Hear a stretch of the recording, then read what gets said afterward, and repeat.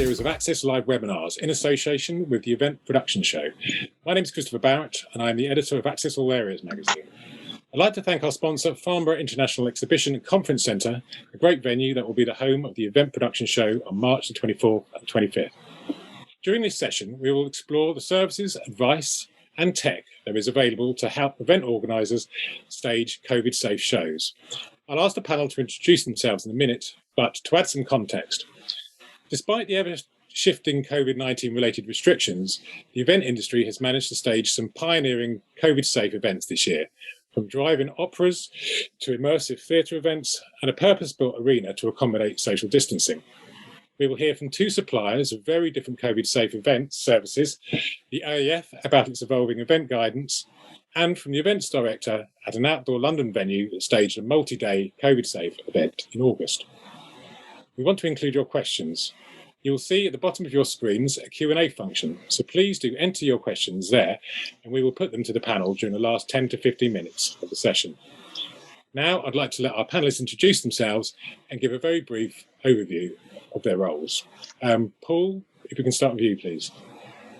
Morning, everyone. I'm Paul Reid. I'm the Chief Executive of the Association of Independent Festivals.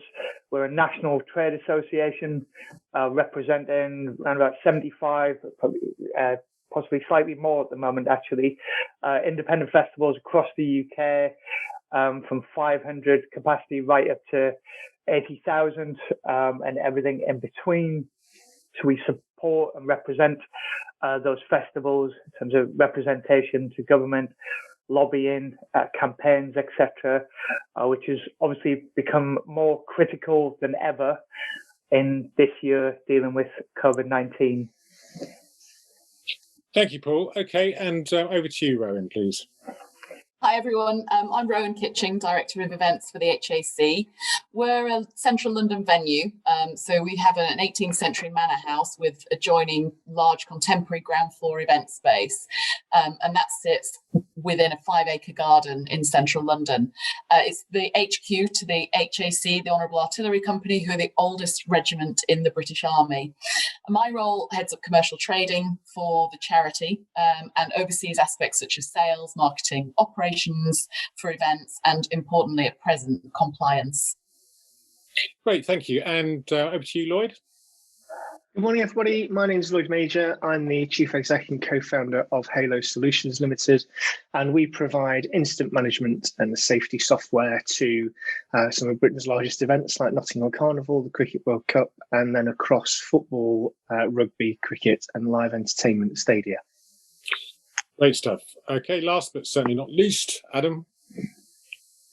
Hello, I am Adam Goodyear. I am the founder and CEO of Real Life Tech.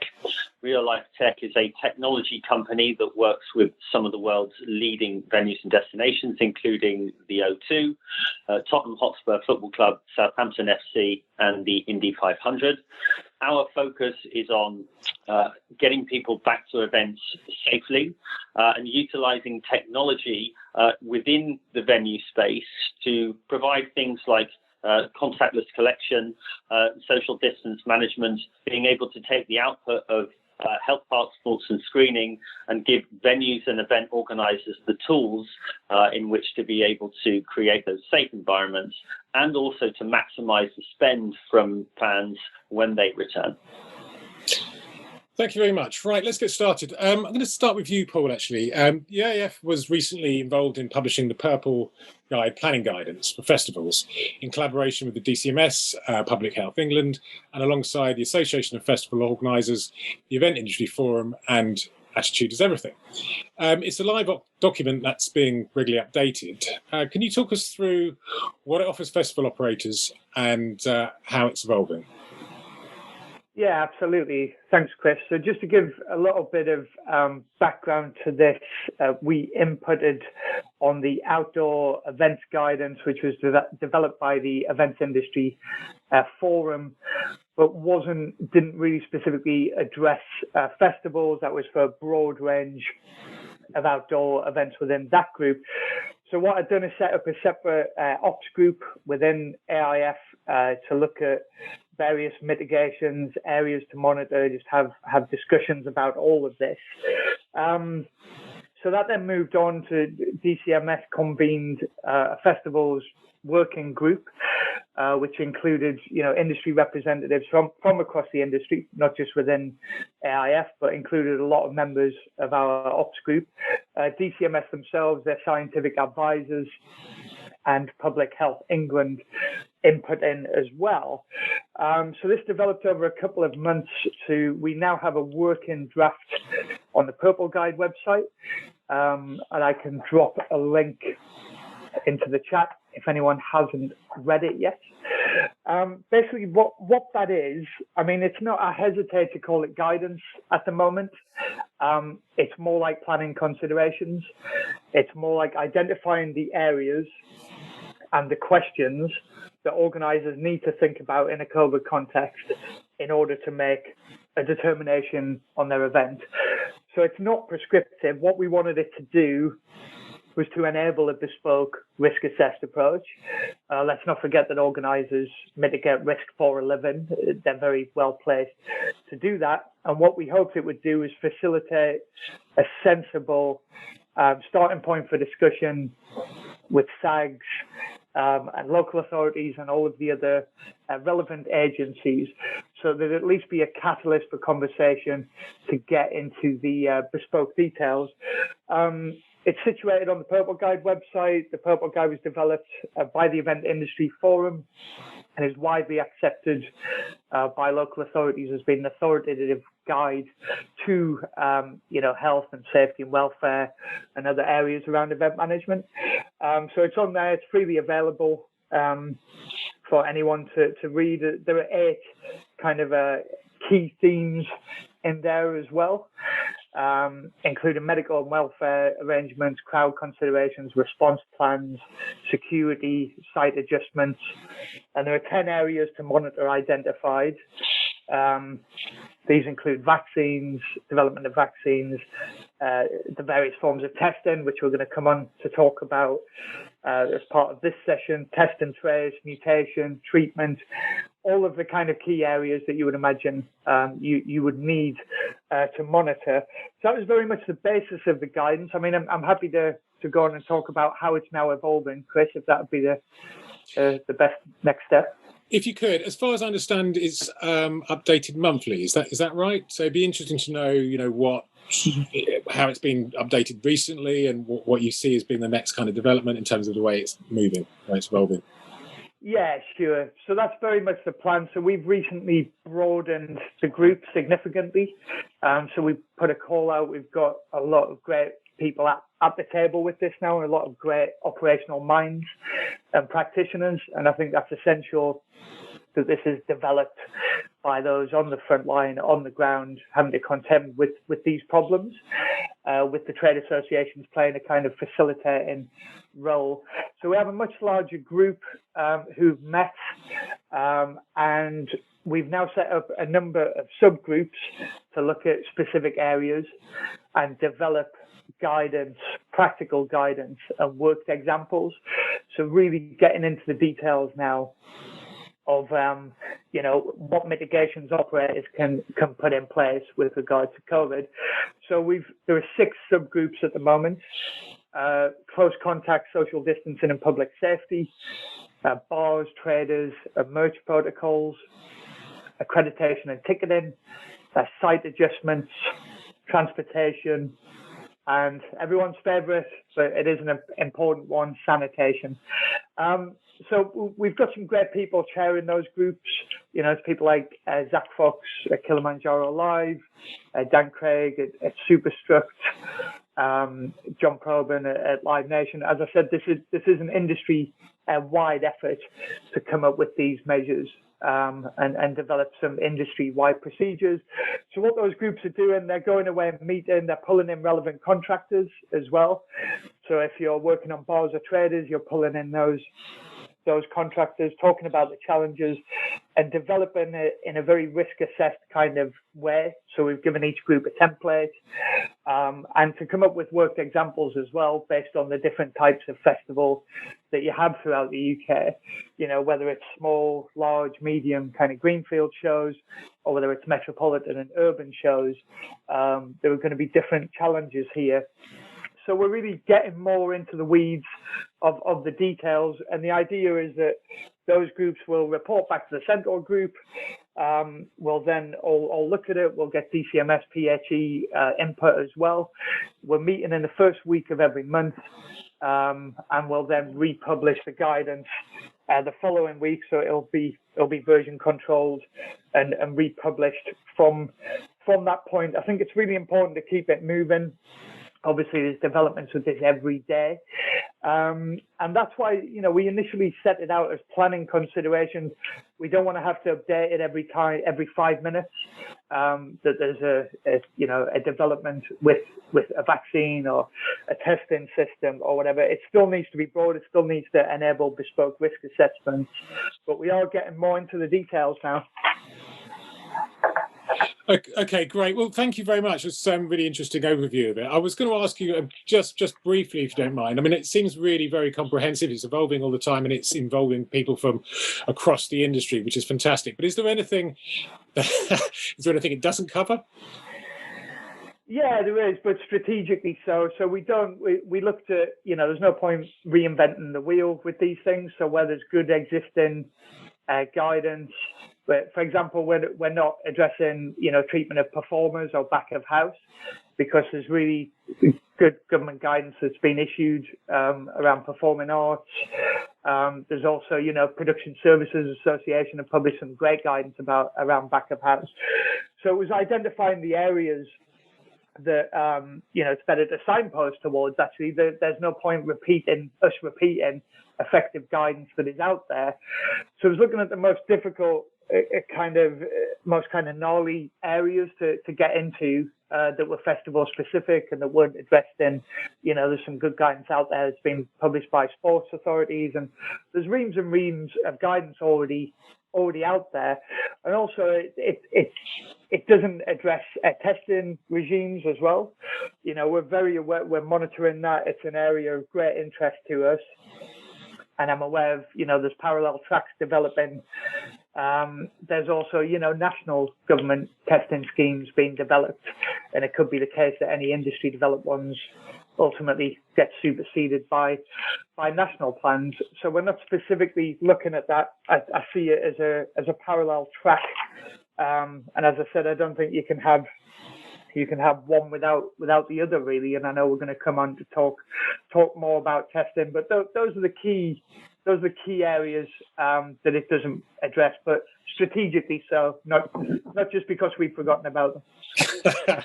Okay, thank you. Okay, Rowan, in August, London Concourse took place in the grounds of the Honourable Artillery Company headquarters with a reduced capacity of, I think it was around 1,800 people across the 5.5 acre site. What guidance did you work to at the time, and how did you ensure the local authority was on board? Sure. So just as a bit of background, London Concourse is an automotive garden party.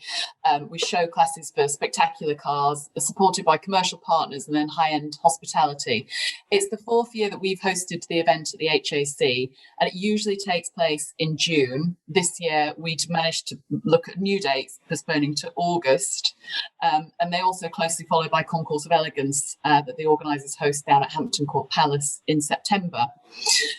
So in terms of the venue, we closed in March alongside everybody else across the UK, with indoor spaces for events closed until we thought hopefully the 1st of October. Obviously that's been and gone, but the garden could reopen under the visitor economy framework, allowing places such as National Trust Gardens and Blenheim Palace to reopen. So as long as we only use the outdoor space, we deemed it possible for the event to go ahead.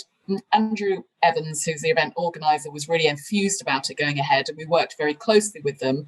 And given that activities such as outdoor markets could proceed, we felt, well, actually, if we can reopen, why not? Let's get it over the line. There were certainly lots of challenges in terms of staging London Concourse, confirming that we could proceed in the first place and stakeholder sign off, and then ensuring each detailed activity for the event fit within an applicable government framework, which also included the piece around the capacity for the garden. So the garden sits at about 20,000 square metres, and we had worked out that we could operate on a reduced capacity of 1,805 people at any one time. So looking at the dynamic of the crowds and the dwell time that people typically had at the event, it actually meant that there were 3 settings throughout the day that the ticket holders could access. So you've got a morning, a lunchtime, and an afternoon ticket available. We closely monitored access and egress in terms of how many people were on site at any one time. We were working on a 2-meter distancing within open spaces for circulation, and also between tables, although capacities for hospitality areas were based on bubbles per table of 6, which is a reduction from a usual table of 10. We used guidance from the government, from the AEV, from the MIA, from Higher Space, so a variety of sources to check that actually the guidance we were using was consistent across the piece. There were other measures that were put in place in terms of managing the event. The flow was amended to create a one-way system across the whole site, which actually, due to COVID, normally we wouldn't be able to do, because we have a large marquee that goes up to the south end of the garden, which blocks our south gate. So typically the event area for concourse is slightly compressed. Because of COVID, the marquee didn't go up for the summer season, and so they were able to use the entire garden, which meant that we could manage it in a much more controlled manner and using different exit routes for the clients. In terms of the local authority, obviously a key partner stakeholder that we needed to get sign-off from. We host a whole range of events throughout the year, and it's obviously important to keep that information flow current with them. The way that we approach it is that we have baseline legislative obligations under licensing, planning, etc. that, as venues we all do. We developed such detailed operating plans that we actually felt it was best to share as much information as possible to help build the confidence within the local authority teams that this was a COVID secure and safe environment. So we actually over-submitted information for this year's event, just so that they had everything that they could possibly know about the event to hand. I always say, in terms of working with the local authority and making sure that we're compliant, is always test yourself and your teams. So ask yourself, when fitting those activities into the frameworks, if Public Health England rocked up and, could we explain what framework we were working within and how we're doing it safely? If there's any gaps in our knowledge, our operations, or our confidence, then we need to go back and revisit that. And think of this as though you've just arrived essentially in industry and you're cross-checking your operations against your training. It's just a new piece that we're learning about, and we're making sure that we're using industry best practice. We're talking to our industry peers, our colleagues. Other people have been delivering events throughout the season. So actually, let's learn from each other and collaborate and make sure that we're not reinventing the wheel. And as ever, communications is absolutely critical. So not only in the written risk assessments that we're developing and submitting, but also in terms of inviting the local authority to come down and visit the events that are taking place once they are live. We do that on a regular basis anyway, but specifically for London Concourse, it was important for them to see firsthand that the detail in our risk assessment translated into specific operating procedures that made us a COVID secure, or ensured that we were COVID secure compliant. Brilliant stuff. Okay, thank you very much indeed. Just can you give me a sort of just brief overview of whether you used any particular kind of new technologies, or whether you there were any kind of must-have tools or solutions that over the experience of kind of staging that event, you thought you realized were absolutely key, or indeed since that staging that event, have you seen anything come to the market or be proposed that would have been really, really useful? Yeah, absolutely. One of the key pieces for us was, and actually this is not new, but pre-event information is critical, and making sure that we've got that trackable data on the audience, but also to now include health declarations. So you're putting the ownership somewhat onto the customer to make sure that they are also signing up to the parameters that we're putting in place in order to host a safe event. So QR codes, for example, on arrival. Sorry, the sun's just come out, so it's shining on my. Shouldn't complain. The QR codes for information sharing across site worked really well, and are easy and cost effective to install. They've probably moved on greatly since August, to be honest. Technology, has been an absolutely critical part of us all surviving through the closure and the lockdown, and it's even more critical for the recovery phase, I would say. And then in terms of tools, those base elements, back to heightened cleaning regimes, adequate stewarding and signage.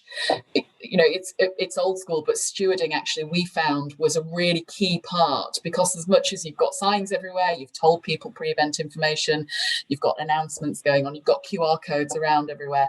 Actually, if someone stepped too close, which is very natural when there's certain features at London Concourse, they've got perhaps when they're doing the awards for best in class, and some of the beautiful cars are moving forward, and that's ultimately what the audience are there to see.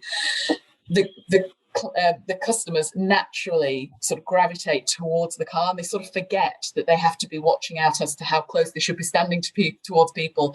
And we found that actually just stewards stepping in and just very kindly and politely reminding them that we had to maintain social distancing because of the nature of the current conditions worked in the most effective manner.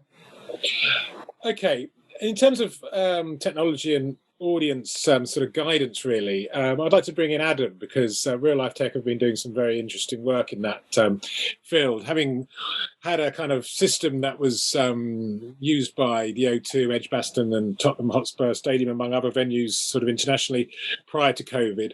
With COVID coming along, they've obviously adapted what they're doing, but Real Life Tech creates AI-driven app systems that provide instantaneous tailored messaging to audience members that helps crowd control and guidance. Adam, can you talk me through the COVID Secure Events app your company has developed, and how that can aid communication with crowds and avoid crowd congestion in and around venues?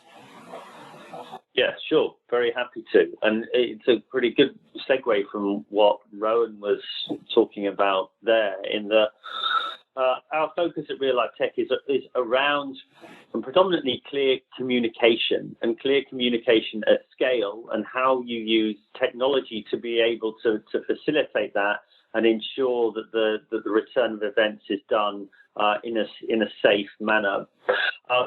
So our COVID Safety Hub, the important point of clarification, it's not an app in its own right.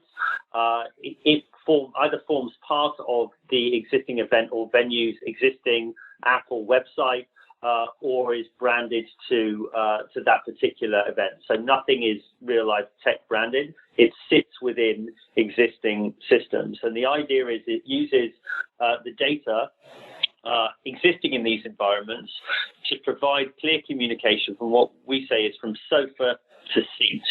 It is, as events return, it is the event organizer and venue's responsibility to be giving clear communication to each individual customer right up to the point that they're coming in, and that involves integrating with testing and health passports, as we'll hear from Lloyd in a moment, but then also how they operate within the venue, how you should be getting in, when you should be coming, what things you should be watching out for, providing information that is individual to the particular person and the ticket that they've got, right the way through to how you should be ordering, how to minimize contact when you are purchasing items, food and beverage or merchandise, to then how you can keep safe distance within that.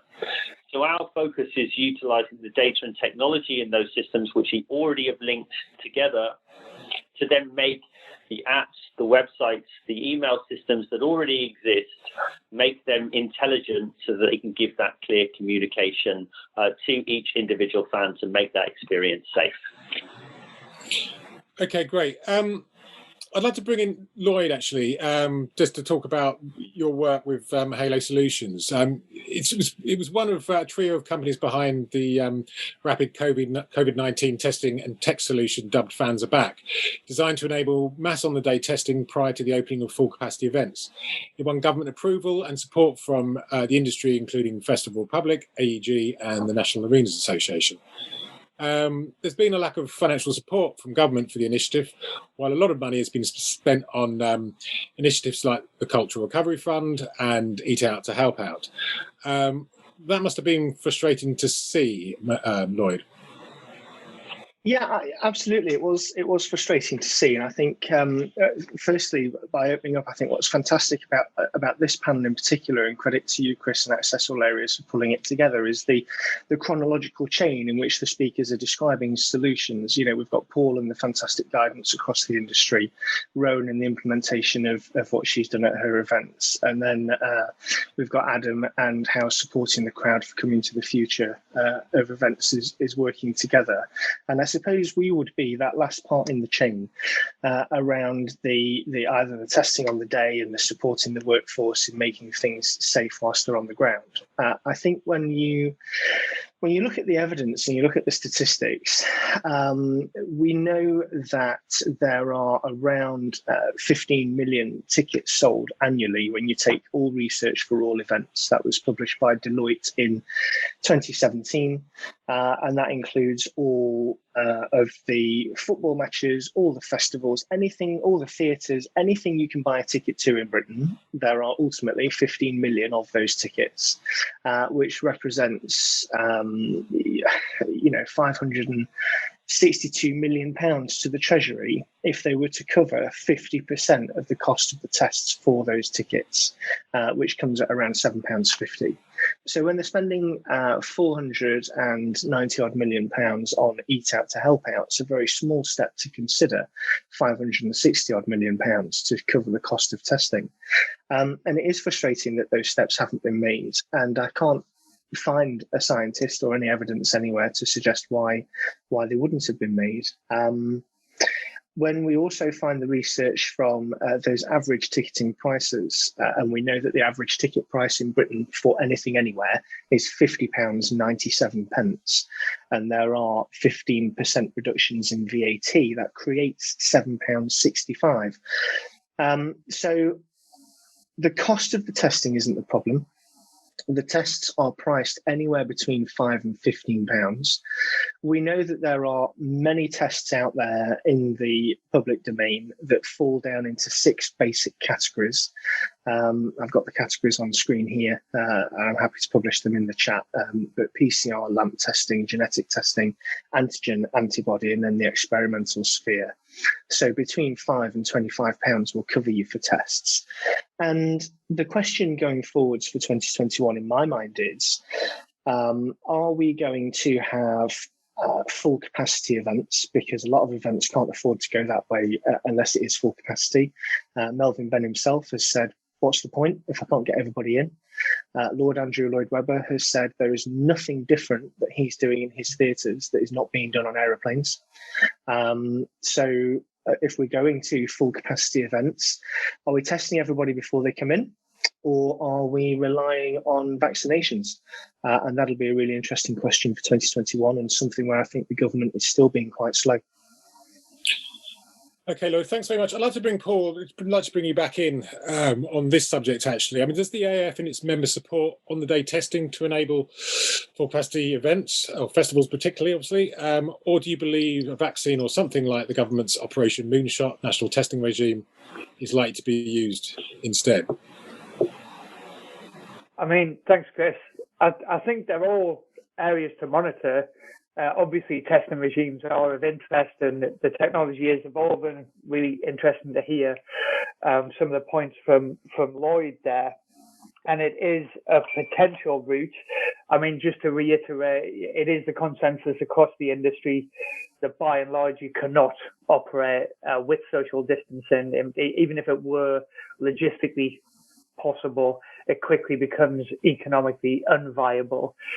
for the overwhelming majority of festivals. And that's a point we've made from a very early stage to government. So I think there's a number of assumptions around next year. I think I don't get the sense that the industry is putting all of their eggs in the vaccination basket. There've been some kind of positive developments on that, hopeful developments. But in terms of rollout and time frame with regard to next season, because another thing we've constantly stressed to government is the planning cycle. It takes 6 to 9 months to organise a festival. So people are at the point of, making serious financial commitments and determinations about their events next year, which is why, for me, it's one of the kind of pivots really that will enable festivals to take place next year. All of these things, whether it's testing, whether it's pilot events, are working towards a proposition of how we can operate. So one of the pivots will be working capital, and certainly, we've mentioned the Cultural Recovery Fund that did assist some members with that. Fundamental viability of the event is obviously another pivot.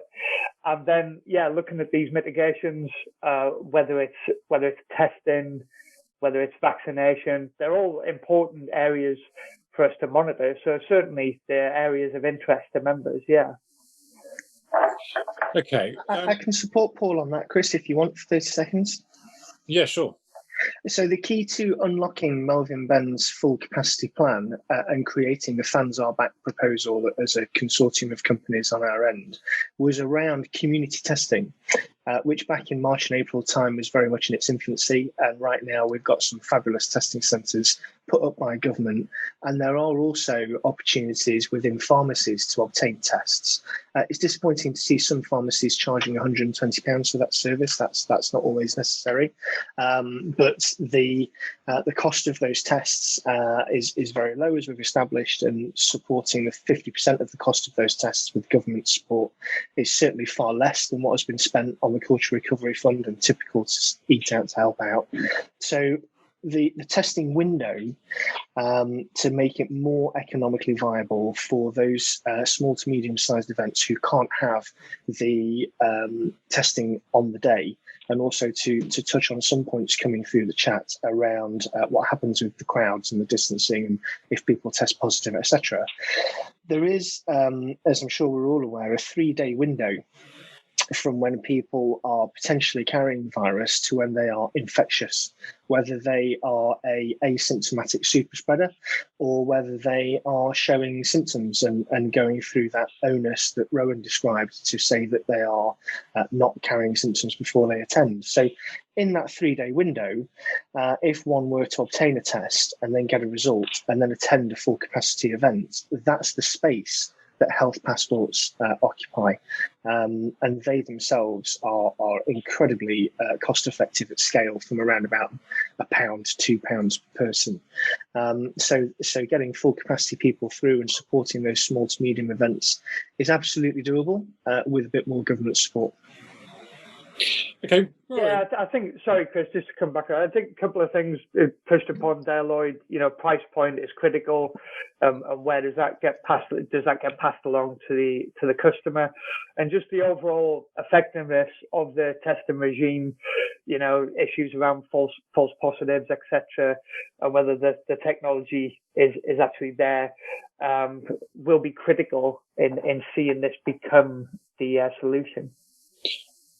Okay, I'd like to bring Rowan back in. In hindsight, if the technology, you were satisfied with the technology, Rowan, would you advocate using on-the-day testing for your next major event at the venue?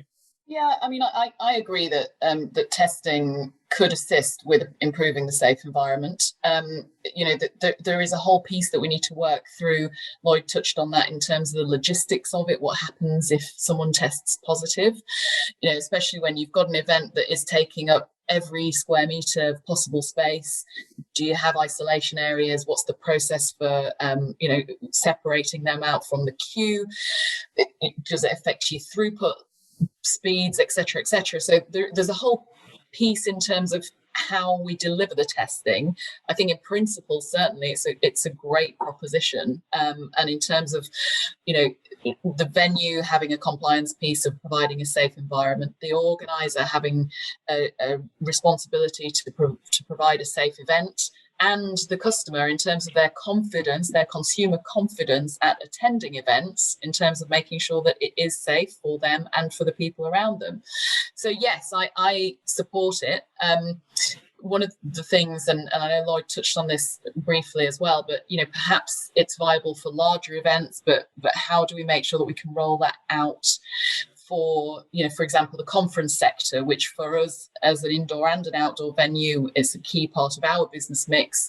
With your smaller meetings and conferences, can we make sure that the cost is not inhibitive across those UK venues? So yes, as with any of these new things, we've just got to work through the operations and the logistics of delivering. That's not to say that it's impossible, because I think as an industry, we work in the art of the possible. But it's just making sure that we also have consistency across how it's delivered at UK venues. Okay, Adam, and I just wanted to bring you in, Adam, sorry, and talk about your technology, really, how it's being received from your clients, the venues, and across the industry generally, and what the latest developments are with it, and what your vision is for it, as it evolves. Sure. So as we work within two areas, which is providing the technology environment holistically that can help to actually get events back safely, and that secondly, how you maximize revenue once those events are back, because there is going to be reduced capacity for a significant amount of time, and therefore if you have 50% of people that you would normally have, or 75 or 80, you need to be maximizing the revenue that comes from those people. And as we're focusing on both of those areas, there's obviously a huge amount of demand and interest, because they're fundamental to the successful operation of events and to this industry.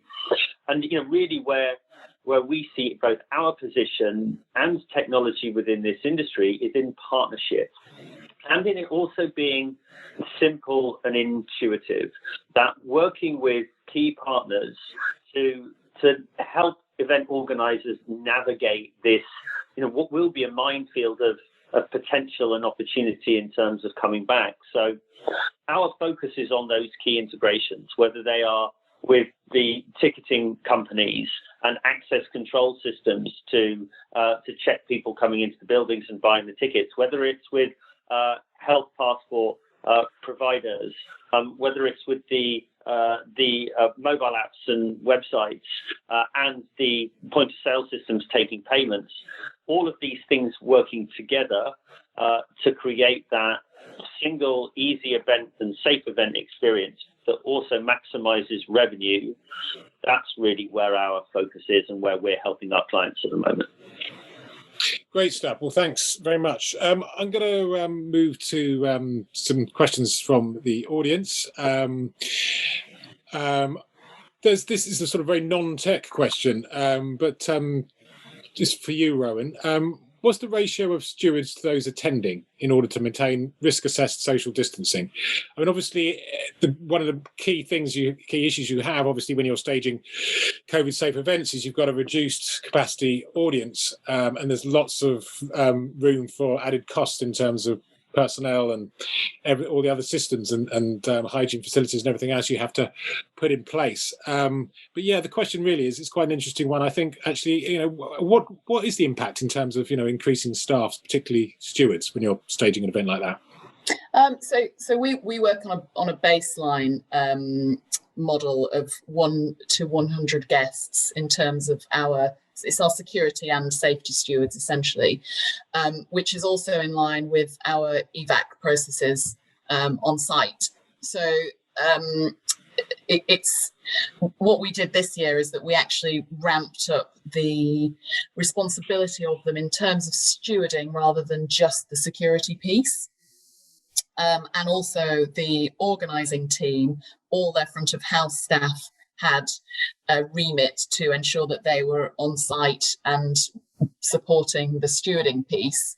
And me and my team were also, we all had eyes on. So I think as it was very new at that point in August. We only reopened the gates in July.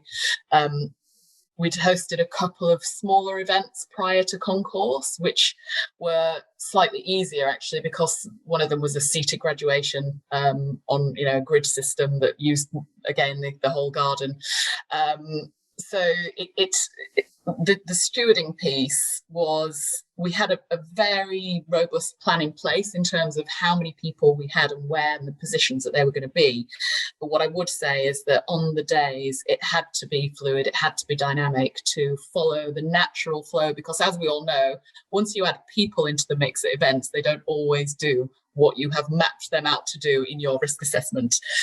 They generally did, and they followed the directions and the flows that we expected them to, but on occasion they started to gather in slightly larger crowds than we had anticipated. So in terms of being fluid and dynamic, we had to make sure that we had eyes on every section of the event so that we could react as necessary to go and again, as I say, that polite, quiet word to say, would you mind just stepping slightly further away from that person that you're getting a little bit too close to?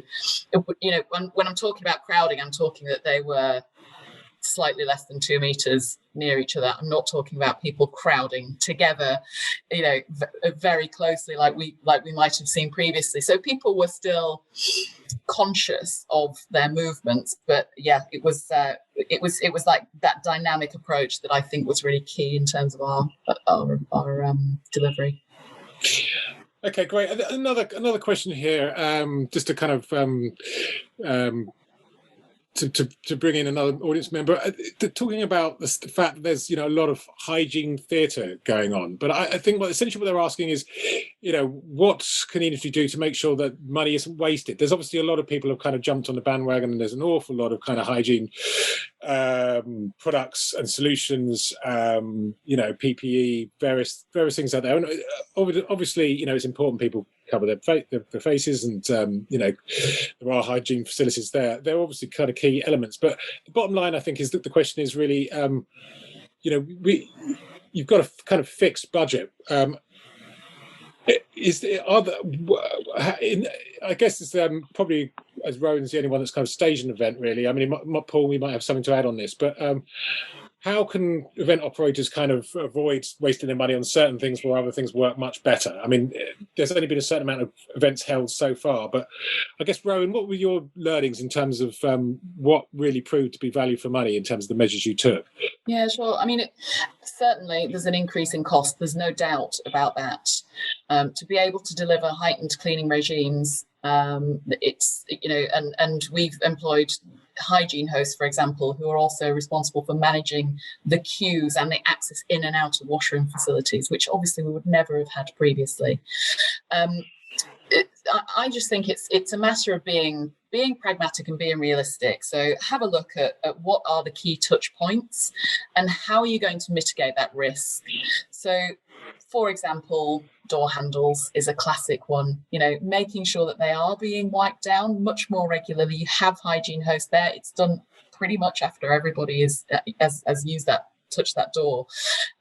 So it's about making sure that you are spending the money on the stuff that you deem as a slightly heightened risk, which is exactly what you would do with any other risk. That's the thing that we have to remember with COVID when we're putting our plans in place. We spend our lives mitigating risk as event professionals. And actually, this is just another risk that we have to manage. It's difficult because it's an unknown risk, it's an unseen risk, but ultimately the sanitation piece is so critical and has proven to be critical in terms of limiting the transmission of the virus that it will cost more money, but it is a really key piece. It's not theatre, it's vital. Brilliant stuff. Okay, and I think I'd like to sort of finish with this question, actually, and ask all of you to sort of briefly respond to it. We'll start with Paul. What's your confidence level regarding the return to full capacity outdoor events and festivals in 2021? That's the $1 million question, isn't it, Chris? Obviously we're planning accordingly. I think the planning cycle has been affected slightly, and most festival organisers are reassessing in January as to what the wider public health situation is. To me, it's dependent on, as I said, there's a number of pivots beyond fundamental viability. Insurance is one of them. We haven't talked about that, but it's vital that we have an insurance or reinsurance solution. And we're liaising with government and pitching that now, in order to be able to go on sale with any sort of level of confidence, because if people go ahead and they don't have that in place, it's going to result in business collapse. I can't see how they can even go on sale for next year without some sort of insurance solution in place. And then, obviously, ongoing support, really. I think it's the festival industry generates 1.75 billion GVA for the UK economy, and it supports 85,000 jobs.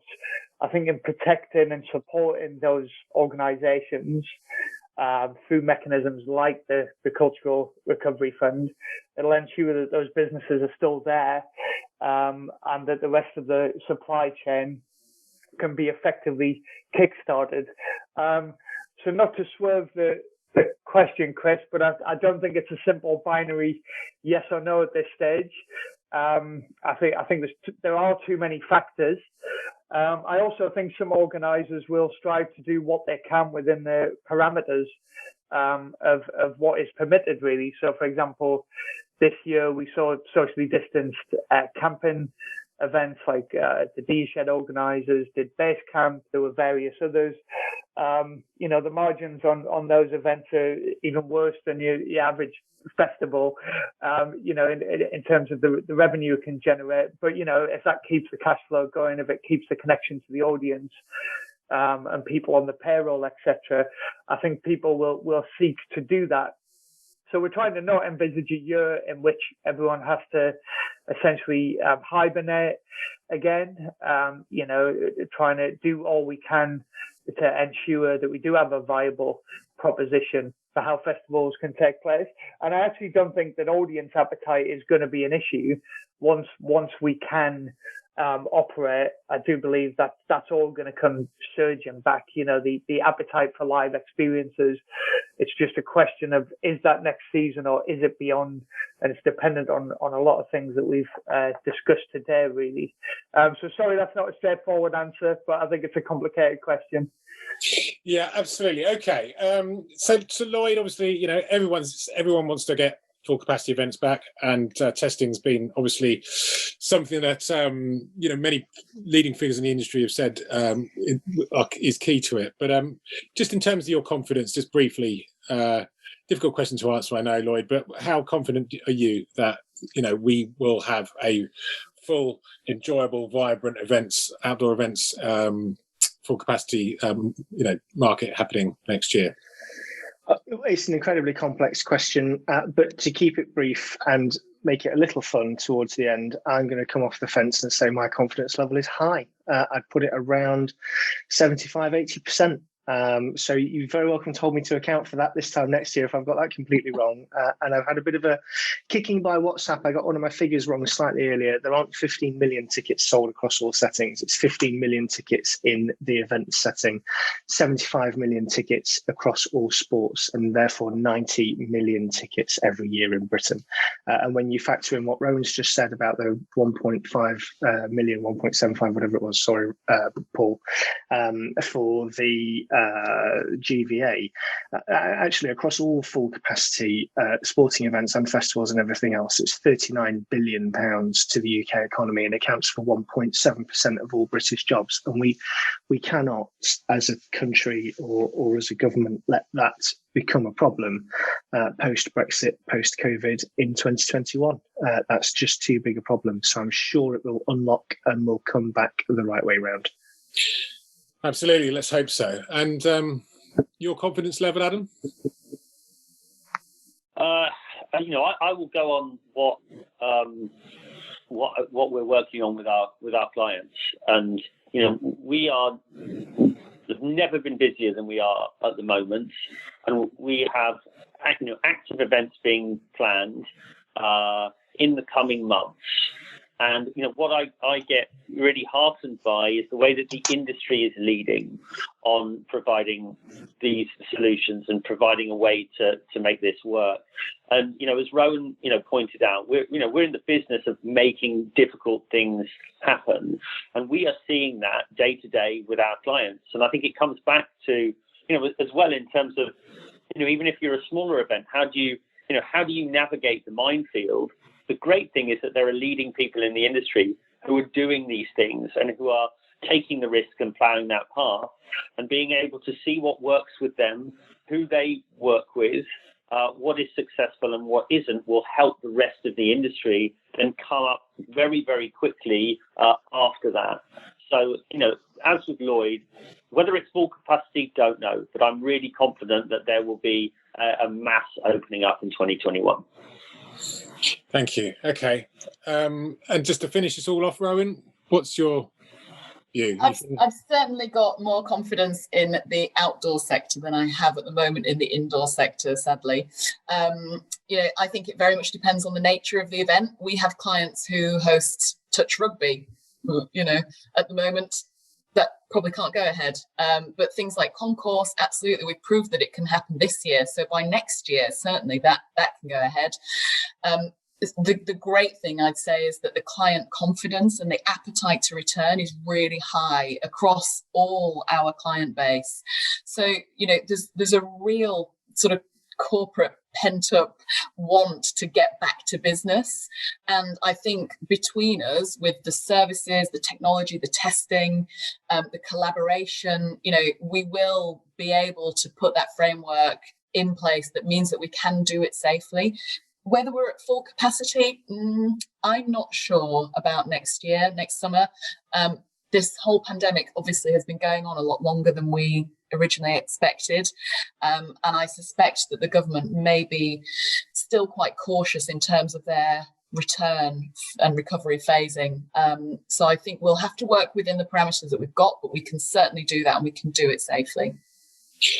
Great stuff. Okay, well, thank you all for watching. We hope you gained some valuable insight from today's session. Thanks again to our sponsor, Farnborough International, and to all the panelists. In the forthcoming weeks, Access All Areas will host webinars on subjects ranging from ticket technology, mental health and sustainability.